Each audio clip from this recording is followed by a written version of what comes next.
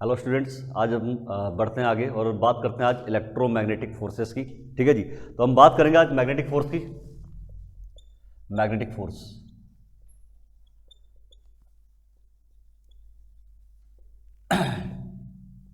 अच्छा जी, magnetic force आपका क्या होता है? तो वेनेवर आपको पता है कि जब भी दो मैग्नेटिक फील्ड आपस में इंटरेक्ट करती हैं तो दोनों मैग्नेटिक फील्ड एक काइंड ऑफ मैग्नेटिक फोर्स एक दूसरे के ऊपर प्रोड्यूस करती हैं, राइट। तो मैं एग्जांपल लेता हूं। पहले सबसे पहले हम बात करेंगे magnetic force. Magnetic force on a charge, on a moving charge, moving charge inside the external magnetic field, inside the external magnetic field, inside the external magnetic field, external magnetic field। Suppose हमारे पास कोई magnetic field है, हमारे पास कोई magnetic field है, ठीक है जी। ये external magnetic field है, इसकी डायरेक्शन आपकी है। आपको पता है मैग्नेटिक फील्ड हमेशा नॉर्थ टू साउथ मूव करती है। किस तरफ मूव करती है? नॉर्थ टू साउथ मूव करती है। ये हमारे पास कोई मैग्नेटिक फील्ड है, बी वेक्टर। यहाँ पर कोई स्मॉल क्यू इंटेंसिटी का जो चार्ज है वी वेलोसिटी से एंटर कर रहा है, इसमें वी वेलोसिटी से एंटर करेगा कितना एंगल पर? थीटा एंगल पर। तो आपको पता है एक मूविंग चार्ज जो होता है it is equivalent to a current. वो किसके बराबर होता है? करंट के बराबर होता है। तो करंट की खुद की मैग्नेटिक फील्ड भी होती है। तो आपने बाहर से एक एक्सटर्नल मैग्नेटिक फील्ड लगा रखी है, ये चार्ज मूव कर रहा है, चार्ज मूव कर रहा है मतलब करंट है, करंट है मतलब इसकी मैग्नेटिक फील्ड होगी। तो इसकी खुद की मैग्नेटिक फील्ड और ये एक्सटर्नल मैग्नेटिक फील्ड आपस में दोनों इंटरेक्ट करेंगी। इंटरेक्ट करने से क्या होगा? क्यू चार्ज पर एक मैग्नेटिक फोर्स लगेगा। क्या लगेगा? Magnetic force. अब जो ये मैग्नेटिक फोर्स होता है ये डिपेंड करता है कि भैया चार्ज का कितना स्ट्रांग चार्ज है, इस चार्ज की वेलोसिटी कितनी है, ठीक है जी। और ये चार्ज जिसकी वेलोसिटी v, अच्छा ये मैग्नेटिक फोर्स इस बात पे भी डिपेंड करता है कि ये कि जो स्ट्रेंथ ऑफ मैग्नेटिक फील्ड कितनी है, कितनी स्ट्रांग मैग्नेटिक फील्ड है, ठीक है जी। और मैग्नेटिक फोर्स जो इस चार्ज को एक्सपीरियंस होगा वो इस बात पे भी डिपेंड करेगा कि ये कितने एंगल पर उस मैग्नेटिक फील्ड से एंटर हुआ है। तो ये साइन थीटा, इन सभी फैक्टर पे आपका मैग्नेटिक फोर्स डिपेंड करेगा। अगर मैं इसको कंबाइन करता हूँ मुझे मिलेगा मैग्नेटिक फोर्स इक्वल्स टू कितना? Q V B sine theta. समझ गए? ठीक है जी। तो जो मैग्नेटिक फोर्स है ये देखो कौन कौन से फैक्टर पे डिपेंड कर रहा है आपका, ये आप देख रहे हैं बोर्ड पर। ये डिपेंड कर रहा है आपका चार्ज की स्ट्रेंथ पर, उसकी वेलोसिटी पर, मैग्नेटिक फील्ड की स्ट्रेंथ पर और angle between the magnetic field and the velocity vector, इस पर डिपेंड कर रहा है आपका ये, राइट। वेक्टर फॉर्म में लिखना हो कैसे लिखेंगे इसको हम लोग? इसको हम लिखेंगे Q V vector cross B vector, ठीक है जी। तो आपने देखा इस चार्ज पार्टिकल पर क्या लग रहा है? एक मैग्नेटिक फोर्स लग रहा है। इस मूविंग चार्ज पर जो कि एक मैग्नेटिक फील्ड में मूव कर रहा है, इस पर एक मैग्नेटिक फोर्स लग रहा है। मैग्नेटिक फोर्स कौन से फैक्टर पर डिपेंड कर रहा है ये भी आपको दिख रहा है। अब सवाल ये आता है कि मैग्नेटिक फोर्स की डायरेक्शन क्या होगी? डायरेक्शन क्या होगी? तो आप देख रहे हैं जो मैग्नेटिक फोर्स है वो वेलोसिटी का और मैग्नेटिक फील्ड का क्रॉस प्रोडक्ट है। और जो क्रॉस प्रोडक्ट होता है, मैग्नेटिक फोर्स क्या है? वेलोसिटी और मैग्नेटिक फील्ड का क्या है? क्रॉस प्रोडक्ट है।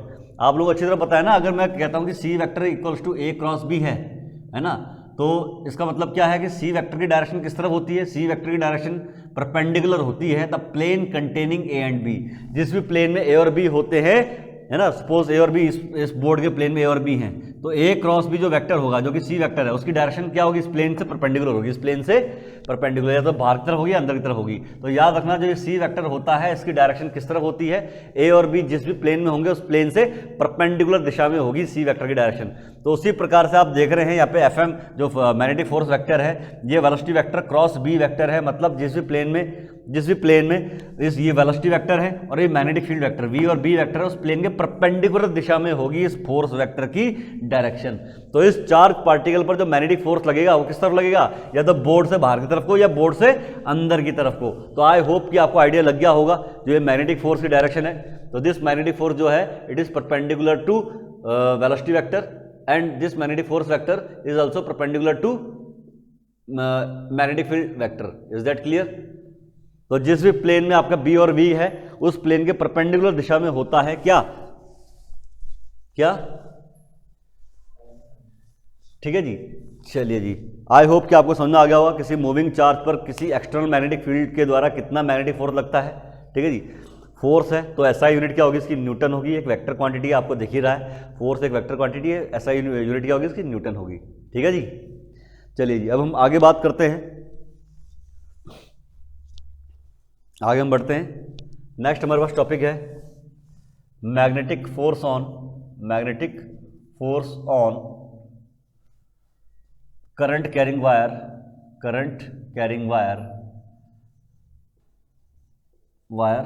placed in external magnetic field placed in external magnetic field।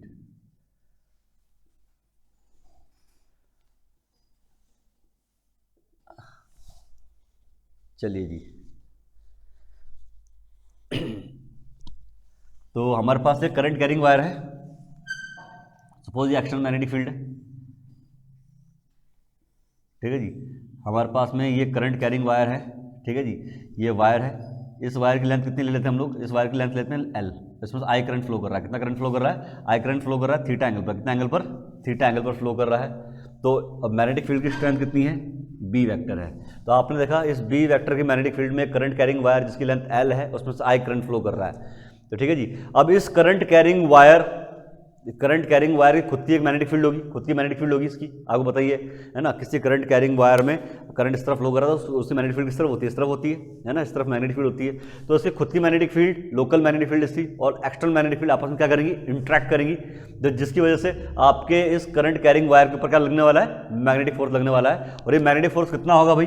ये मैग्नेटिक फोर्स जो होता है, ये होता है ILB sin थीटा, ठीक है जी। तो आप देख रहे हैं ये मैग्नेटिक फोर्स जो है इस करंट कैरिंग वायर पे जो लग रहा है वो डिपेंड करता है इस वायर से कितना करंट फ्लो कर रहा है, इस वायर की लेंथ कितनी है L, और एक्सटर्नल मैग्नेटिक फील्ड जो है B, उसकी स्ट्रेंथ क्या है, और आपके लेंथ वेक्टर, इस वायर का जो लेंथ वेक्टर है L वेक्टर और मैग्नेटिक फील्ड वेक्टर के बीच कितना एंगल है?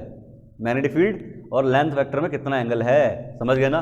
अगर मैं इसको वेक्टर फॉर्म में लिखूँ तो वेक्टर फॉर्म में क्या लिख सकते हैं हम लोग इसको? IL vector cross B vector, right. तो ये मैग्नेटिक फोर्स होगा इस करंट कैरिंग वायर में। समझ गए ना। तो अगेन आप देख रहे हैं जो मैग्नेटिक फोर्स की डायरेक्शन है वो इस लेंथ वेक्टर और मैग्नेटिक फील्ड जिस भी प्लेन में होंगे, B वेक्टर और लेंथ वेक्टर जिस भी प्लेन में होंगे, उस प्लेन से परपेंडिकुलर डायरेक्शन में मैग्नेटिक फोर्स लगेगा। समझ गए? कोई दिक्कत नहीं आता तक। आई होप कि आप लोगों को समझ में आ गया होगा। चलिए जी आगे बढ़ते हैं। चलिए जी आगे हम बात करते हैं किसकी? मैग्नेटिक फोर्स समझ में आ गया होगा आप लोगों को। चलिए अब हम बात करते हैं magnetic force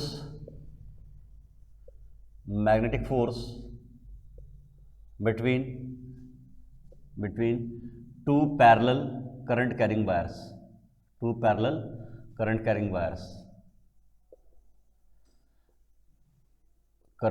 wires.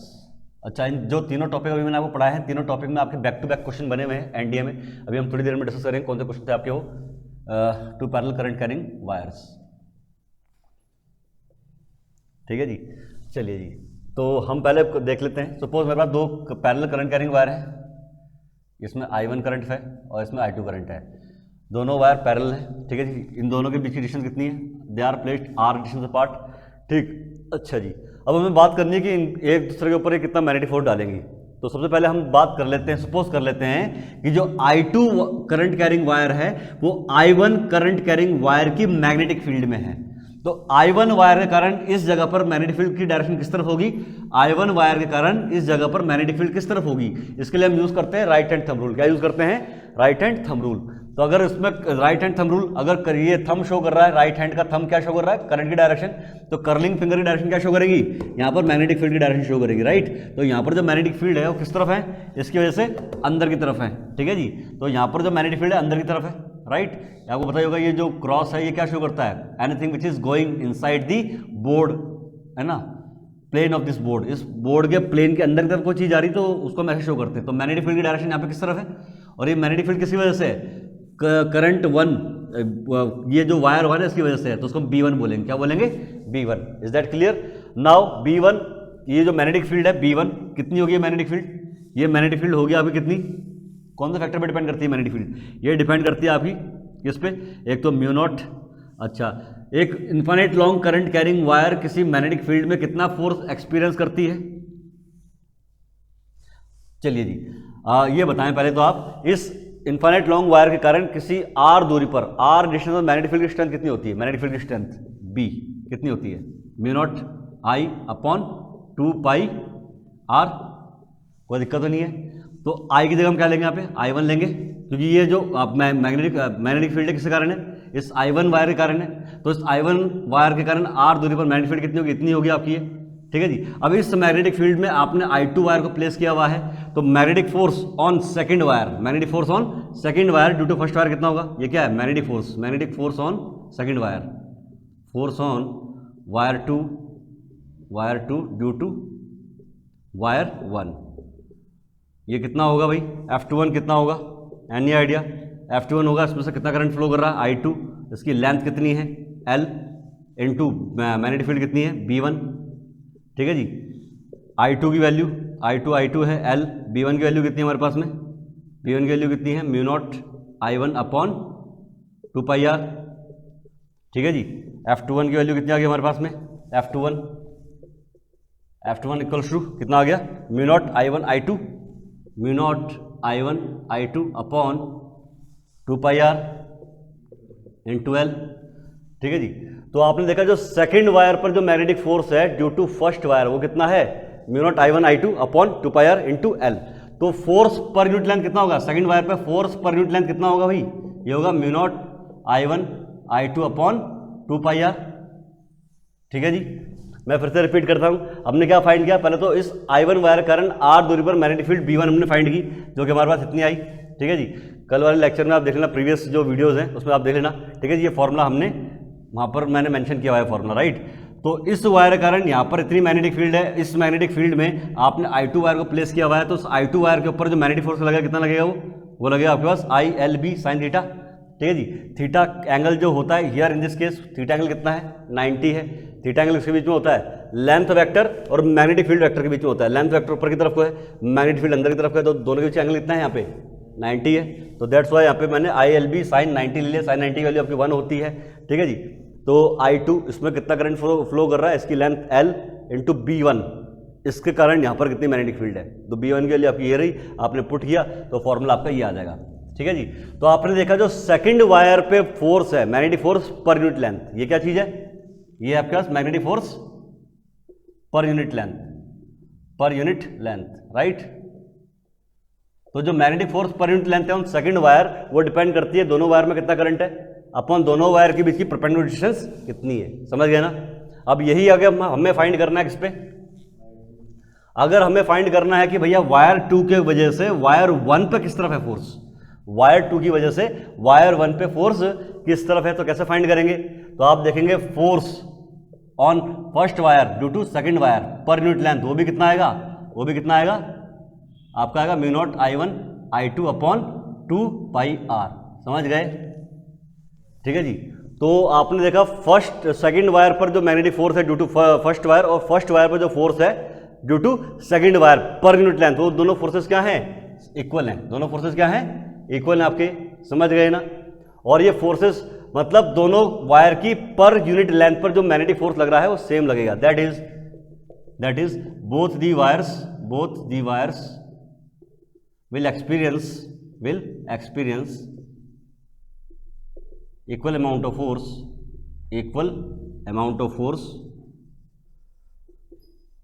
force per unit length, समझ गए। अच्छा जी, अभी मैं ये फोर्स की डायरेक्शन फाइंड करने के लिए हम कौन सा वो यूज करते हैं, मैग्नेटिक फोर्स की डायरेक्शन को फाइंड करने के लिए हम यूज करते हैं फ्लेमिंग्स लेफ्ट हैंड रूल। क्या यूज करते हैं हम लोग, फ्लेमिंग्स लेफ्ट हैंड रूल क्या बोलता है कि अगर आपकी जो इंडेक्स फिंगर है, ये पॉइंटिंग फिंगर है, शो कर रही है मैग्नेटिक फील्ड की डायरेक्शन को, आपकी जो मिडल फिंगर है ये शो कर रही है किसको, करंट की डायरेक्शन को, तो थंब की डायरेक्शन क्या शो करेगी, मैग्नेटिक फोर्स की डायरेक्शन। मैं फिर से रिपीट कर रहा हूं, किसी वायर पर लगने वाले, किसी करंट कैरिंग वायर पर लगने वाले मैग्नेटिक फोर्स की डायरेक्शन को फाइंड करने के लिए हम यूज करते हैं फ्लेमिंग्स लेफ्ट हैंड रूल, समझ गए ना।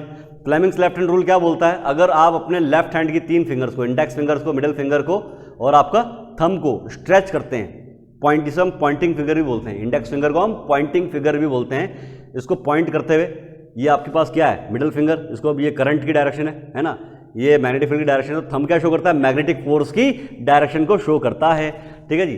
अब इस पर गौर करेंगे एक बार, जो वायर 2 है इसमें करंट की डायरेक्शन कहाँ है, अच्छा मैग्नेटिक फील्ड की डायरेक्शन कहाँ है भाई, मैग्नेटिक फील्ड की डायरेक्शन अंदर की तरफ है, ठीक है जी। करंट किस तरफ है, ऊपर की तरफ को है, तो मैग्नेटिक फोर्स कहाँ लगेगा, इस पे, इस तरफ लगेगा। तो इस वाली I2 वायर पर जो मैग्नेटिक फोर्स लग रहा है F21 वो कहाँ की तरफ लगेगा, इस तरफ को लगेगा। कोई दिक्कत नहीं यहाँ तक, पक्की बात है। उसी प्रकार से आप कह सकते हैं कि जो वायर 1 है वो वायर I2, जो करंट I2 है उसकी मैग्नेटिक फील्ड में रखी हुई है। जो I1 करंट वायर है, I1 करंट कैरिंग वायर है, वो I2 करंट कैरिंग वायर की मैग्नेटिक फील्ड में रखी हुई है। और I2 वायर की मैग्नेटिक फील्ड यहां पे किस तरफ होगी, पहले तो हम यूज करेंगे राइट हैंड थंब रूल कि भैया अगर करंट इसमें ऊपर की तरफ को है तो यहां पर मैग्नेटिक फील्ड किस तरफ होगी, बाहर की तरफ को होगी, है ना। तो इस जगह पर जो मैग्नेटिक फील्ड किस तरफ को है, वो बाहर की तरफ को है, राइट। तो ये है magnetic field due to second wire. Is that clear. अब इस मैग्नेटिक फील्ड की वजह से इस वायर I1, इस करंट कैरिंग वायर I1 में क्या लगने वाला है, मैग्नेटिक फोर्स लगने वाला है। क्या लगने वाला है, मैग्नेटिक फोर्स। तो मैग्नेटिक फोर्स की डायरेक्शन किस तरह होगी, again Fleming's left hand rule. Magnetic force की डायरेक्शन को फाइंड करने के लिए, मैग्नेटिक फोर्स की डायरेक्शन को फाइंड करने के लिए हम यूज करते हैं क्या, फ्लेमिंग्स लेफ्ट हैंड रूल। और मैग्नेटिक फील्ड की डायरेक्शन को फाइंड करने के लिए हम लोग यूज करते हैं आपका कौन सा, राइट हैंड थंब रूल। समझ गए ना। तो अगर मुझे इस पर लगने वाले मैग्नेटिक फोर्स की डायरेक्शन फाइंड करनी है तो उसके लिए मैं यूज करूंगा Fleming's left hand rule. Fleming's left hand rule क्या बोलता है, अगर ये इंडेक्स फिंगर, लेफ्ट हैंड की इंडेक्स फिंगर शो कर रही है करंट की डायरेक्शन को, सॉरी मैग्नेटिक फील्ड की डायरेक्शन को, और ये थंब शो कर रही है, मिडिल फिंगर शो कर रही है करंट की डायरेक्शन को।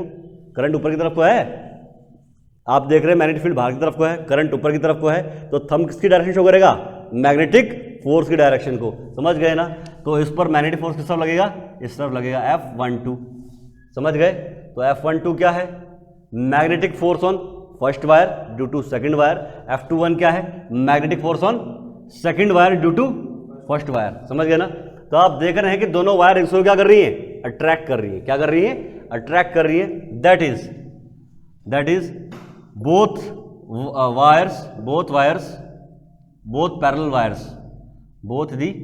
Parallel wires having current flowing in same direction, will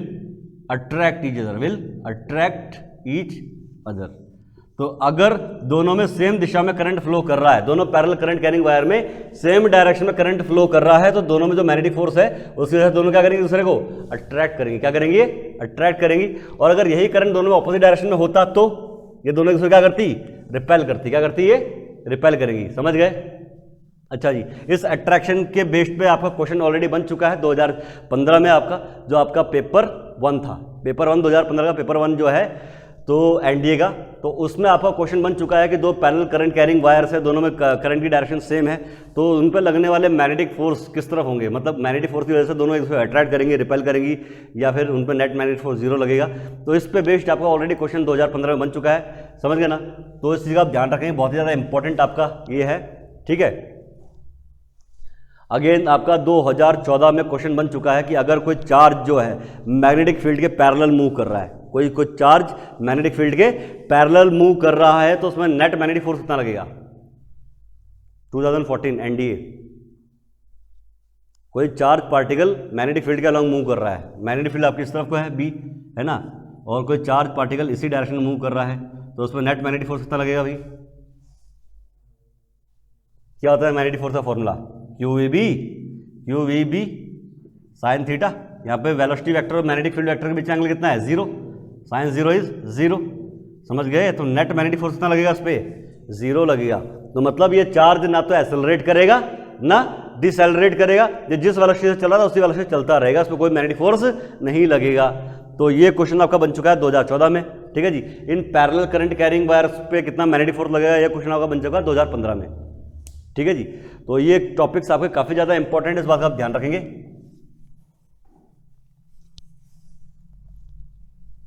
I hope कि समझ आ गया होगा यहां तक। अच्छा जी, अब हम आगे बढ़ते हैं।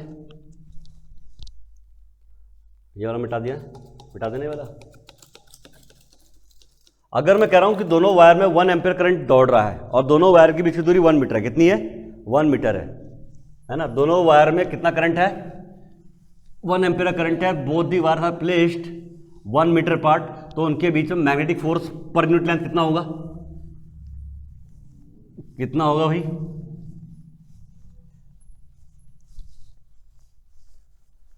दोनों वायर के बीच की दूरी कितनी है? 1 मीटर है, और both the wires are having 1 ampere current each flowing through them.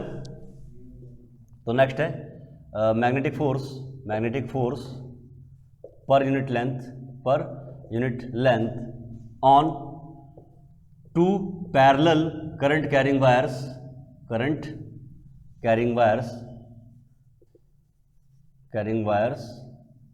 have placed 1 meter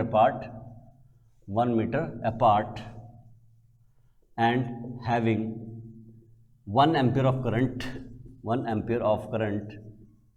each। ठीक है जी, दोनों में कितना एम्पियर करंट है? 1 एम्पियर करंट हमारे पास में। ठीक है, तो मतलब हमारे पास में यहाँ पे I1 भी कितना है? 1 एम्पियर है, और I2 भी कितना है? 1 एम्पियर है, राइट। और डिस्टेंस कितनी है इनके बीच की? 1 मीटर है। तब इनके बीच में magnetic force per unit length कितना लगेगा भाई? Magnetic force per unit length होता है mu naught I1 I2 upon 2 pi are.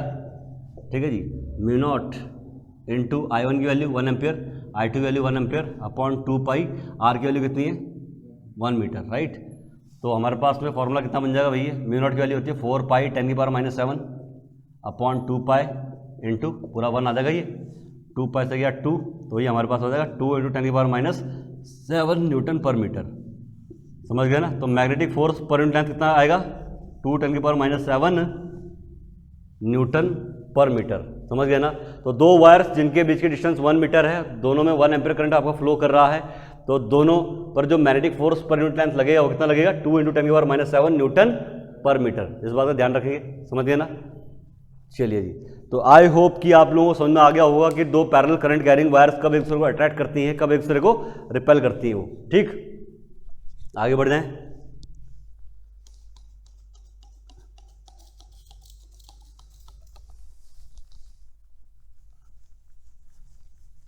चलिए जी, अब हम डिस्कस कर लेते हैं कुछ क्वेश्चंस जो कि प्रीवियस ईयर्स एनडीए में आपके बन चुके हैं।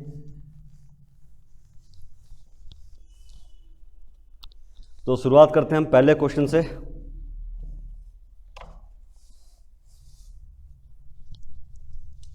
तो पहला क्वेश्चन आपका है एनडीए 2013 का क्वेश्चन आपके पास ये, for the following graph belongs to, तो ग्राफ आपका कुछ ऐसा है, आपको वोल्टेज और करंट के बीच में जो ग्राफ दिया कुछ ऐसा दिया हुआ है। ठीक है जी, तो इसने हिसाब से पूछा है ये किससे बिलोंग करता है। पहला आपका ये है, ये बात कर रहा है सेमीकंडक्टर का है, सेमीकंडक्टर। बी है इंसुलेटर का, इंसुलेटर्स। सी है कंडक्टर्स। डी है ट्रांजिस्टर्स। ऐसा ग्राफ किसके बीच में बनता है? ये ग्राफ किसका होता है?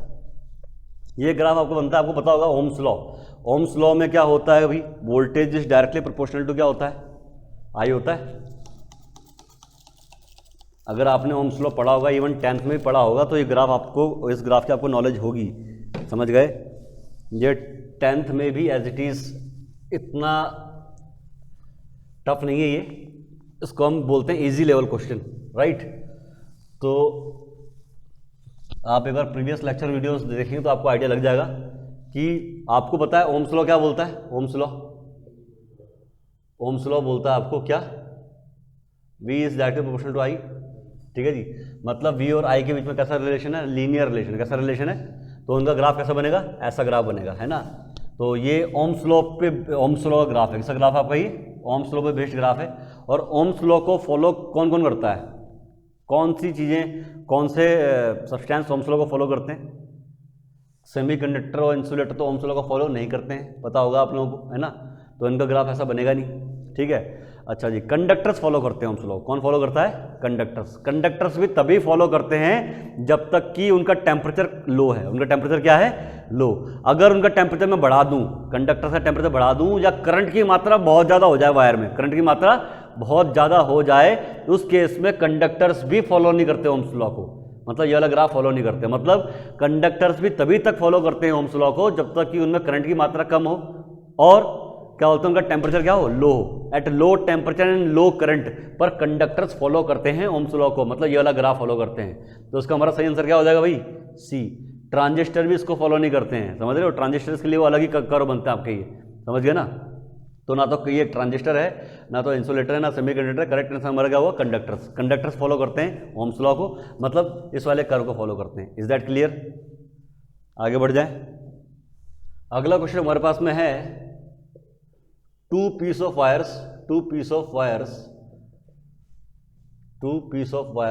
are having same length and volume उनका वॉल्यूम भी क्या है, सेम है, बट डिफरेंट रेजिस्टेंसेस, उनका रेजिस्टेंस आपका डिफरेंट है। What does it suggest? It suggests that पहला ऑप्शन है हमारे पास में क्या, both wires have different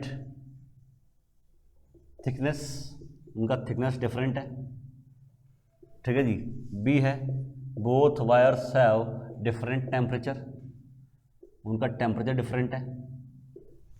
सी है both wires have different resistivity, उनकी रजिस्टिविटी क्या है, डिफरेंट है, ठीक है जी। और ये है both wires have same density, उनकी डेंसिटी सेम है। बताया भाई,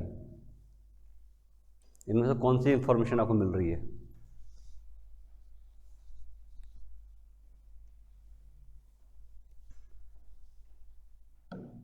अब होता है कि इस क्वेश्चन में क्या कह रहा है आपको, ये दोनों वायर का लेंथ सेम है और क्या है, वॉल्यूम भी सेम है।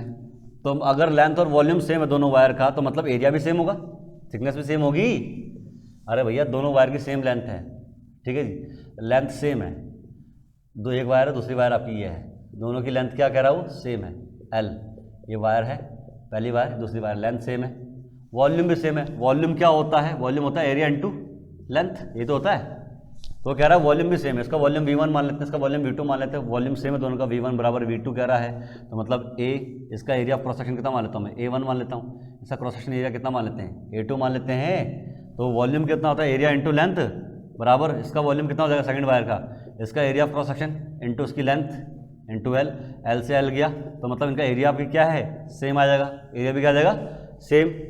तो डिफरेंट थिकनेस की तो हो नहीं सकती वायर्स, तो पहला ऑप्शन तो गलत हो गया भाई, ठीक है जी। टेम्परेचर डिफरेंट हो सकता है, समझ रहे हो, पर उससे भी ज़्यादा अच्छा सेम डेंसिटी की वायर हो सकती है क्या, डेंसिटी का कोई वो आपका same length and volume but different resistance, density का रेजिस्टेंस से कोई वो रिलेशन ही नहीं है, तो आपका ऑप्शन नंबर डी भी नहीं हो सकता, है ना। हैव सेम डेंसिटी, डेंसिटी का तो रेजिस्टेंस से कोई रिलेशन ही नहीं है। रेजिस्टेंस से रिलेशन किसका है, तो टेम्परेचर का है, रेजिस्टिविटी का है, समझ गए ना। तो अगर दोनों की वायर के सारे डायमेंशन सेम है, दोनों की मोटाई भी सेम है, दोनों की लेंथ भी सेम है, उसके बावजूद दोनों के क्या है, रेजिस्टेंस डिफरेंट है, तो उसका एक ही कारण है क्या, कि दोनों की रजिस्टिविटी डिफरेंट होगी। दोनों की रजिस्टिविटी क्या होगी, क्योंकि जो रेजिस्टेंस का फॉर्मूला होता है वो क्या होता है, रो एल अपॉन ए। वो कह रहा है कि लेंथ भी सेम है, एरिया भी सेम है दोनों वायर की, पर रेजिस्टेंस डिफरेंट है।